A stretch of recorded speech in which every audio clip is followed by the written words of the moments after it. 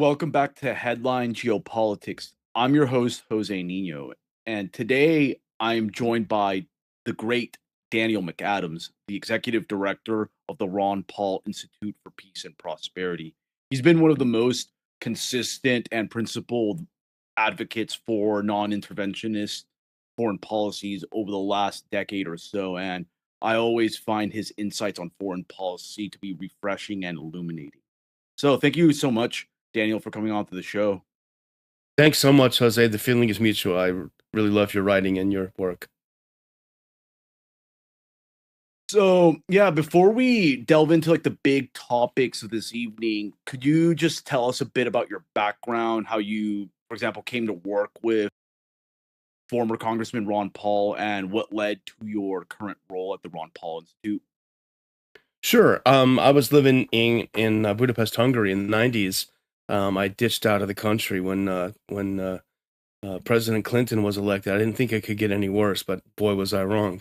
But no, I was I was living in Hungary, and I kept reading. I discovered that kids, you're not going to believe this. There was no such thing as the internet really back then, and it was just sort of invented.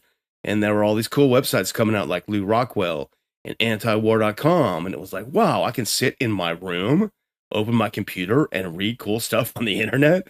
And this is awesome. And so I discovered Ron Paul because he was writing some great columns against the war, the upcoming war on Yugoslavia at the time in 1999. And I thought, wow, conservative Republican from Texas who's against war. This is great. And I'd spent a lot of time in Serbia and the rest of former Yugoslavia. I knew the war was going to be a total disaster. They were lying through their teeth, as they always do to start wars, and it would just be terrible. And it was. So when I did move back to the U.S., I went and I visited with one of Dr. Paul's top aides, Joe Becker, and just said, hey, you guys were so right. And Dr. Paul was so right about all this stuff. And, I just wanted to just let you know how great you guys are. And turns out that Becker was wanting to leave. He'd been there for a few years and he wanted to move on. So I got a great phone call saying, hey, are you interested to start talking to us about maybe coming to work on staff and foreign policy? And I'm like, yes, thank you. Thank you, Lord. And that's how it started. So I've been with Dr. Paul now for a quarter of a century, which is amazing to think about.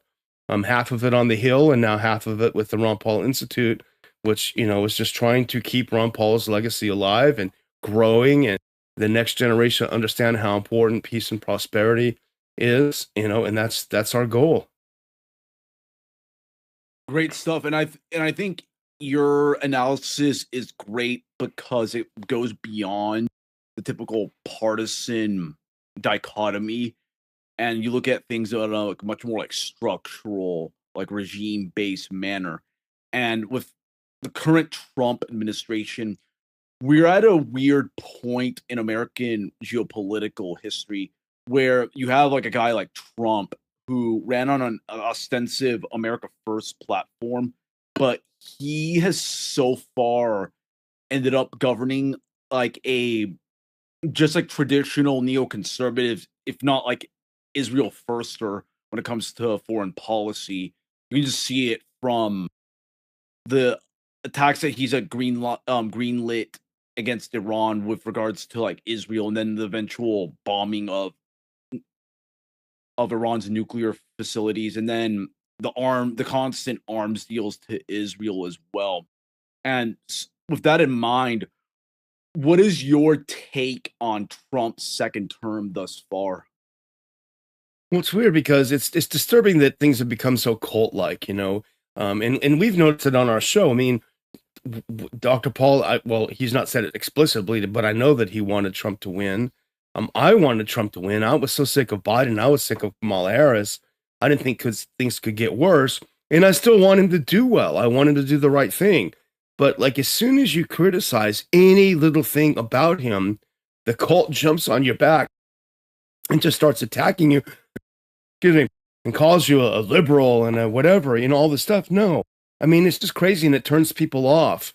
So his followers, in a way, are his worst enemies in terms of reaching out to people. But it has been a big disappointment in both foreign and domestic policy.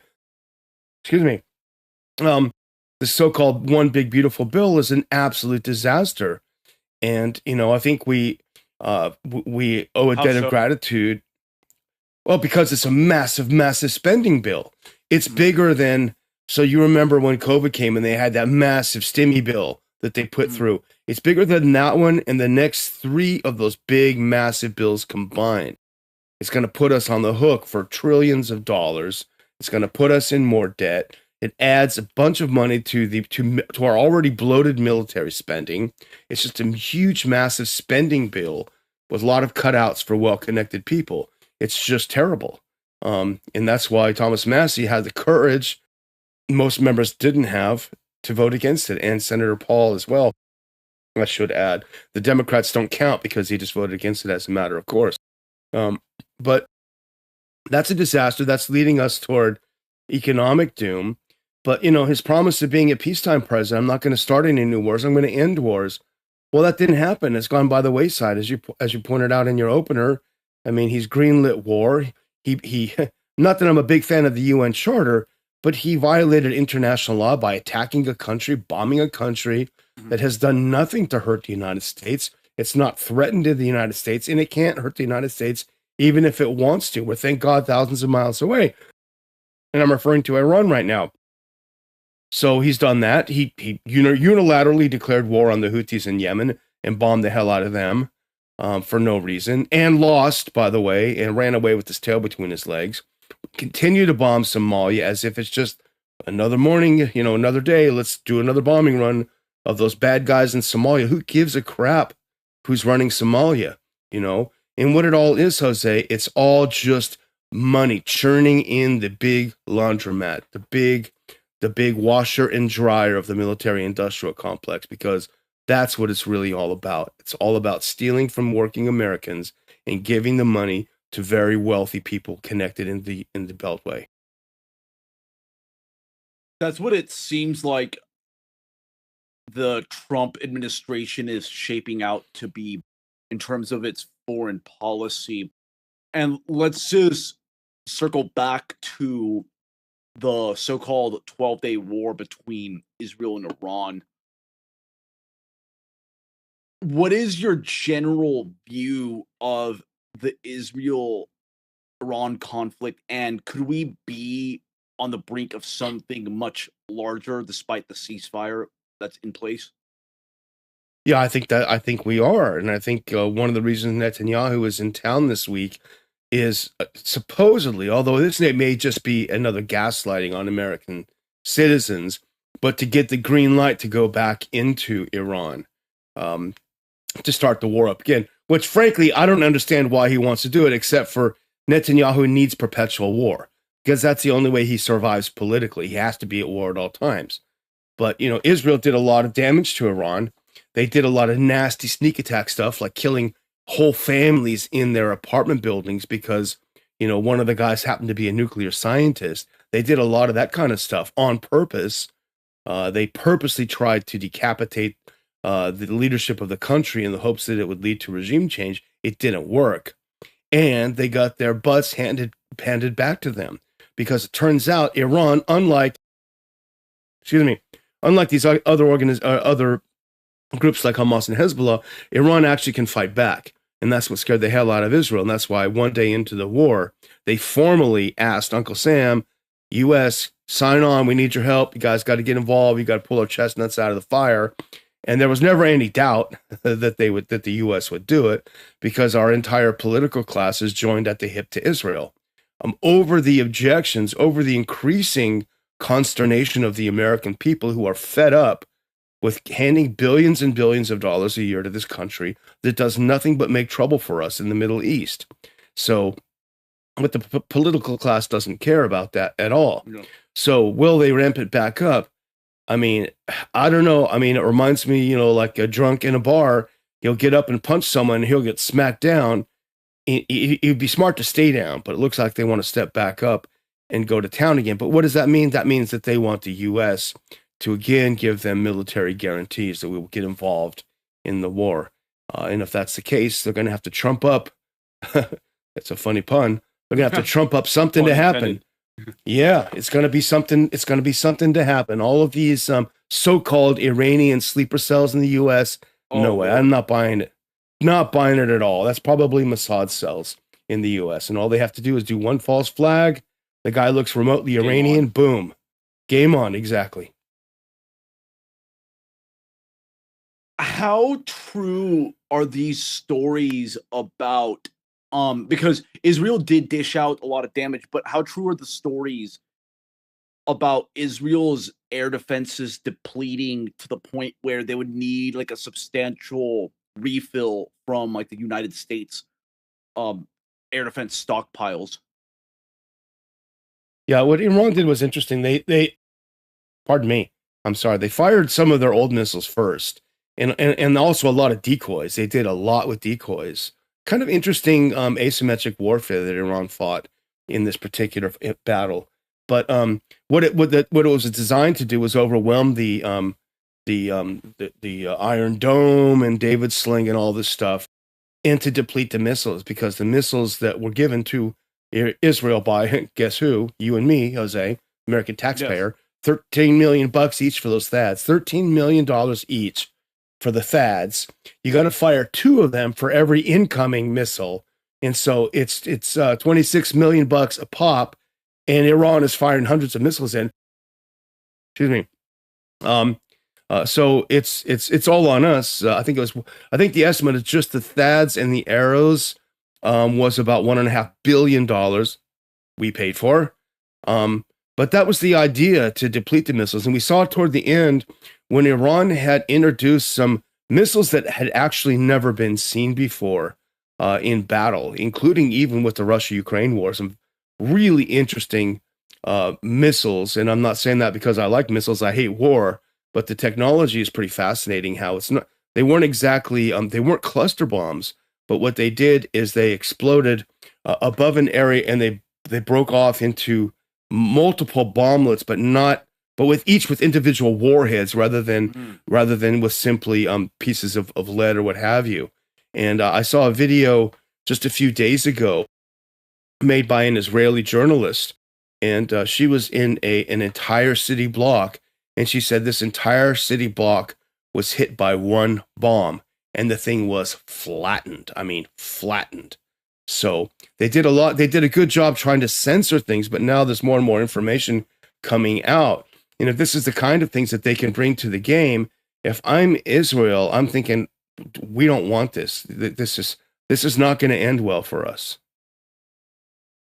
That's what I figured as well, because Israel is like such a small country, and because of that, there's like a few critical points where like a missile barrage could legitimately devastate not just like a lot of the military infrastructure, but even civilian infrastructure, to the point where the state would be largely on the ropes. And you know what'll happen then? Like, you'll have like calls for the U.S. to not only like supply it, like arm it to the gills, but also potentially step in.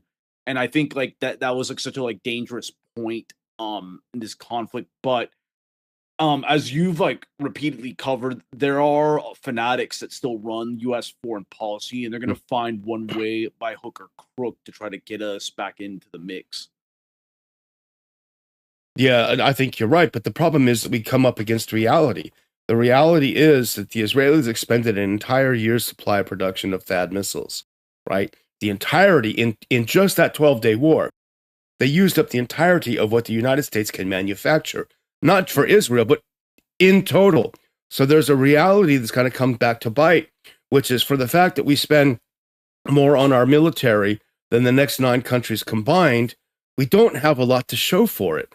We've got a lot of wealthy contractors. We got a lot of wealthy Lockheed Martins out there, but we don't have a lot of missiles. We don't have a lot of, of shells that we need. What's it, the 500 millimeter shells, what have you. We don't produce that many of them, and we can't produce that many of them. So if Israel goes in for round 2, it may just go up against the immovable force of the fact that we just can't produce these missiles, and they don't exist anywhere. We've already told poor old Zelensky over there, take a hike, dude. No more missiles for you. we need them for our real ally, Israel. But it's going to be a reality. There's just not going to be any left. We can't produce them. We don't have it. To another point I was going to ask you about, because I was seeing those reports with regards to the dwindling of air defense that U.S. has, that both conflicts in Ukraine and Israel are straining U.S. stockpiles. And with and this good point to transition with regards to Ukraine, is military aid still going to Ukraine as we speak, or is it on its last legs? That's a good question. And, I've reached the point with this administration where I just can't believe anything they say. On the one hand, it's stopped. On the other hand, it hasn't stopped. I mean, Carolyn Levitt or whatever her name is, she said, no, it hasn't. No, no, it wasn't her. It was a crazy, I shouldn't say that. It was a spokesperson for the U.S. State Department. She said they hadn't paused, and they had paused, and they say it's just a normal assessment of our capabilities. It's no big deal. It's hard to know. You speak. But Yeah. yeah, exactly. So we don't know. We don't know what it means, but the fact is we are running out of weapons. We're searching everywhere for new weapons to send, but they're just not there. We don't have the industrial capacity in the United States. This is not like Rosie the Riveter, We don't have like this huge military we don't have this huge military industrial complex that actually makes stuff. We just have an industrial complex of lobbyists who steal stuff. So we don't have the kind of military we need. In Russia, on the other hand, who was supposedly out of missiles like 3 years ago, well, it turns out they're manufacturing more missiles per year than they ever had, 3 times as much as the United States and NATO combined, 3 times as many missiles as the U.S. and NATO combined. So they can do it. We can't. We don't have the capacity. So reality is going to bite hard at some point. One theme I've gathered over the years, the last 3 years of really following geopolitics almost on like a daily basis, is just how flawed the coverage of these events are, and some of the assumptions that regime pundits in the West have about other countries.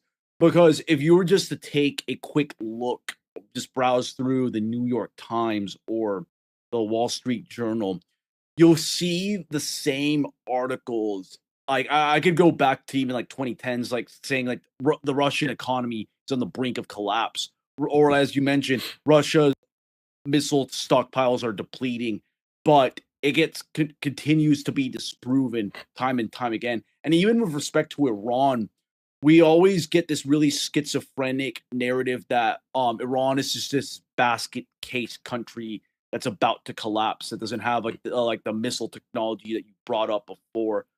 But then on the other hand, you'll see another piece where it says like, oh, it's like this dangerous country that's on the verge of achieving hegemony in the Middle East. Do you believe that Western media pundits have just gone completely bonkers when it comes to their coverage of these events? They are bonkers, and I hate to confess to ignorance, but I have to be honest and confess when it's there.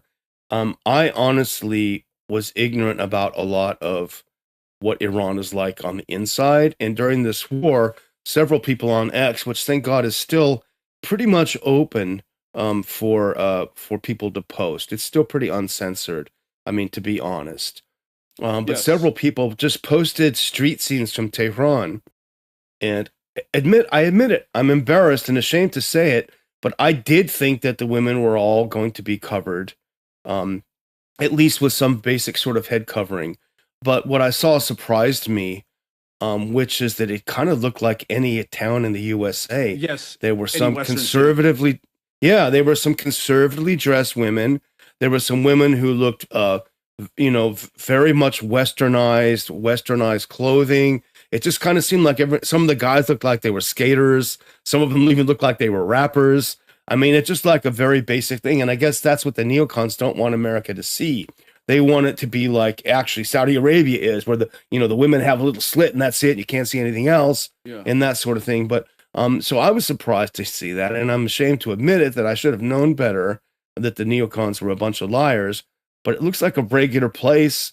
Tons of smart people there, great scientists, beautiful country. They don't want us to know about it because they have to demonize the enemy. They're all a bunch of freaks, and we have to liberate them by killing them.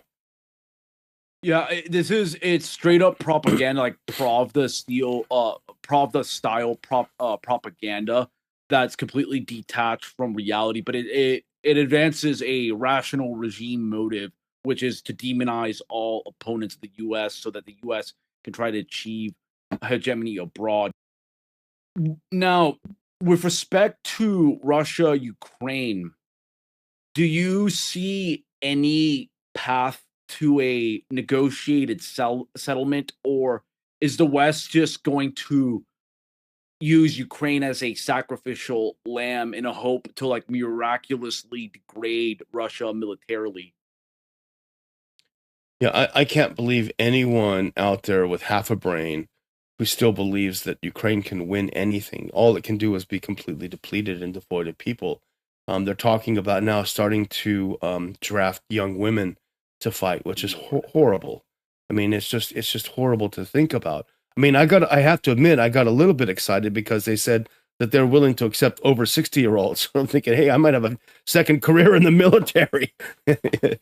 but but I would hate to be next to me in a foxhole because I wouldn't be very useful. But all kidding aside, there's no military way out of this war, and the Europeans have become completely psychotic. Even the foreign minister of Russia, Lavrov, was laughing yesterday or this week at least, saying that the idea that Russia is going to come and invade Europe is preposterous. We have absolutely no interest in doing that. We've said from the very beginning why we went in there, because Ukraine, since 2014, since the coup that the U.S. backed, has been suppressing, repressing, and killing Russians, Russian speakers, and ethnic Russians in the area, and we won't stand for it. We're not going to let it happen. And so it's very clear what their goals are. Their goals are not to take Poland. Russia doesn't want Poland to be the last. Can you imagine? What are you going to do with Poland? What are you going to do with Latvia? You know, Lithuania. What are you going to? You don't want that. They just want what they've Western said. Ukraine. Yeah. Yeah. Nobody wants Western Ukraine either. As my great friend John Laughlin once said, it's a bunch of druggy skinheads from Lvov. Essentially, is Western Ukraine. So the issue is the disconnection in the mentality of the ruling class in Europe. And in the U.S., I think it's divided. I think there are a lot on the conservative side, on the Republican side, who don't want to continue with Ukraine because they want to pivot to China, because they think after getting our asses kicked by Yemen, we're going to take on China. Yeah. Good luck, boys. Good luck. Go for it. But there are some that genuinely are opposed to it, and there are a lot of, I think, important intellectuals on our side, if I can use that term. I would say the non-left side, who are extremely articulate in pointing out the futility and the fatality of what we're doing. You know, people that we both admire, like Doug McGregor, Judge Andrew Napolitano, who hosts a great show every day, bringing together non-leftist voices who are against this war. So I think there's that great and important constituency out there that is pushing against it. But you also have knuckleheads like General Kellogg, who had one thought in his brain over his last 30 years, and it was a Kellogg plan, and he happened to get it published last year, and he's been just carrying it around in a suitcase for the last year and a half, and nobody wants it. It's a turd of a policy. Nobody wants it, but he is convinced that this turd is solid gold, and so he keeps handing it around, and nobody wants to take the turd out of his hand because it's a turd. It's not solid gold. So you have a bunch of knuckleheads like that in the administration. But I think there is a certain amount of exhaustion with this policy.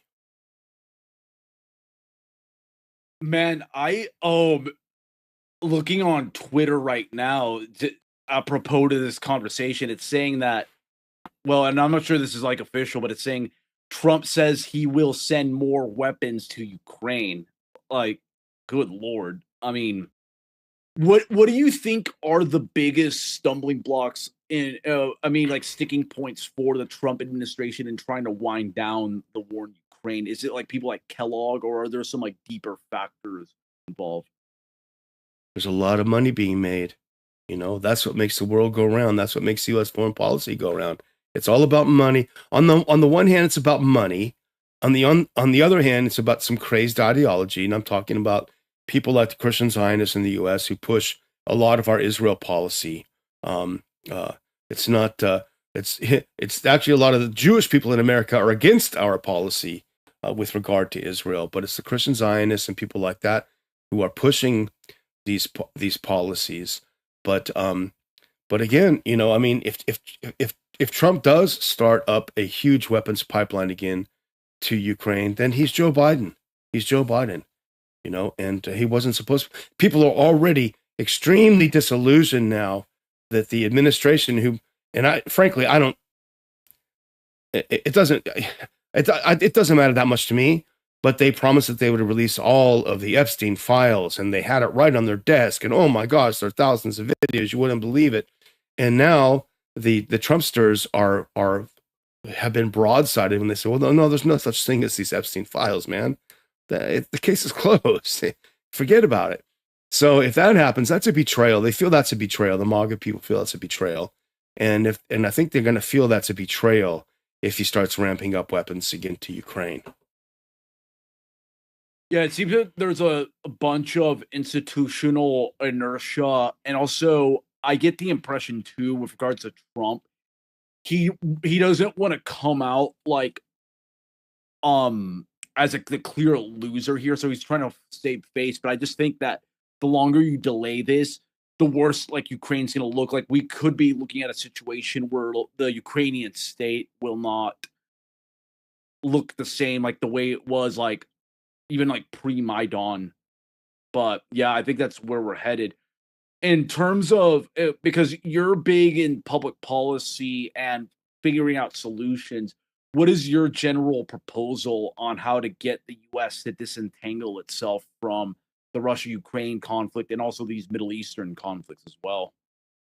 Yeah, I mean, it's embarrassingly simple. Just stop funding it. Stop sending weapons. Stop.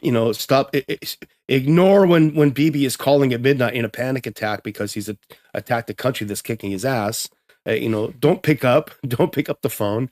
No more money. Now, Haaretz, the liberal leaning newspaper in Israel, just put out a study today saying new documents reveal U.S. pouring hundreds of millions of dollars in military aid into building IDF air bases and facilities in Israel. So not only do we have to fund a military structure in the U.S. that's bigger than the next 9 countries, we also have to totally foot the bill for this foreign military. And the American people they need to wake up and realize that this is off of the sweat of our labor, and we don't need to do it. So simply just cut off the money. It's not elaborate. You don't have to do a bunch of stuff. Just cut off the money and things will right themselves. Indeed, Israel needs to pull itself by its own bootstraps using the conservative logic its most avid supporters use, because it's becoming a very big drain on the U.S. But do you see, in terms of broader U.S. sentiment, like a paradigm shift in terms of people reassessing the U.S.'s relationship with Israel and just broader imperial commitments? Definitely with regard to Israel, because we have the Pew poll, we have a Gallup poll, a recent YouGov poll. All of these polls have shown that even among conservatives and Republicans in the U.S., the support for Israel is in the minority.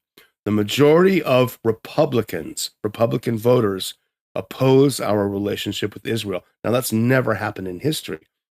And it's skewed by younger voters, which is, of course, why they want to ban TikTok and anything else that will give young people the information they need that's not tightly controlled.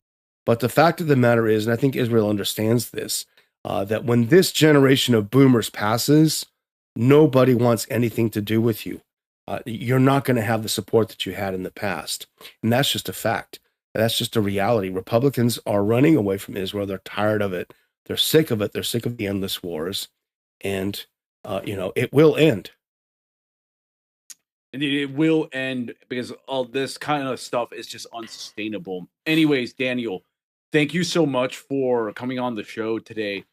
And before we sign off, could you let our listeners know where they can follow your work and keep up with the Ron Paul Institute? Sure, we're at ronpaulinstitute.org. I'm sorry, and our yearly conference in the DC area, of all places, we do it there for a reason, though, to fly the flag of peace. We'll be on August 16th in near the Dulles Airport, and we would love to have your listeners and viewers come out to join us. It's always a great group of people, meet like-minded people, and hear some very intelligent and important people. Colonel Douglas McGregor will be with us this year. Nassim Nicholas Taleb will be there, a great expert on so many things regarding regarding the Black Swan events and regarding also the Levant, which he's an expert in. And we'll have a lot of other guests that we'll announce. But if you just go to ronpaulinstitute.org, up there in the top margin in light blue is a link to more information about the conference. We'd love to see as many of your viewers as possible joining us. Thank you again, Daniel. And that's all for today at Headline Geopolitics. Thank you all for tuning in. And before everybody leaves, just make sure to subscribe, leave a review, and share this episode to friends and family, especially those who are looking for a more honest take on geopolitics. Until next time, I'm Jose Nino. Take care and stay informed.